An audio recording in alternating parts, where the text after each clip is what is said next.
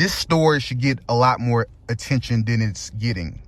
In fact, I don't even think it's really a story outside of me talking about it.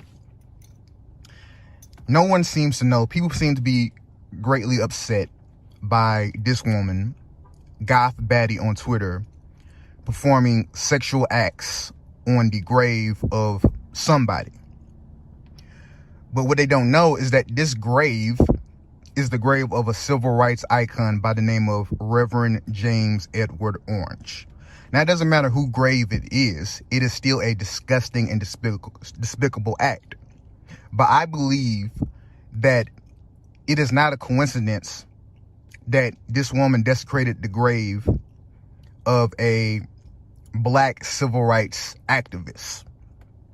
This woman, who is biracial, is named Iman Taylor. She has proclaimed repeatedly on her social media platforms that she despises black people and she despises liberals. I believe that her hatred of black people and the left is what led her to perform oral sex at the gravesite of Reverend James Edward Orange and spit semen on it.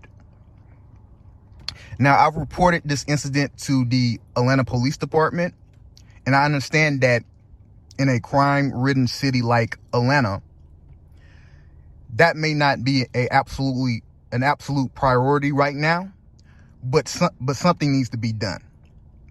I've contacted the family members of Mr. Orange. I don't believe he has any living children, but he does have living relatives. They haven't gotten back to me yet.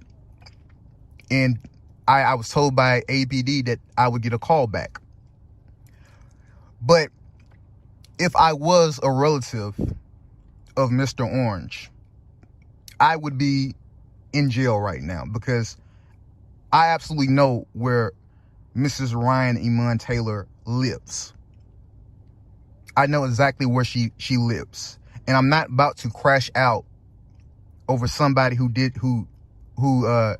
desecrated the grave of somebody that I'm not related to or don't know. But if I was related to that person, I would be going to jail.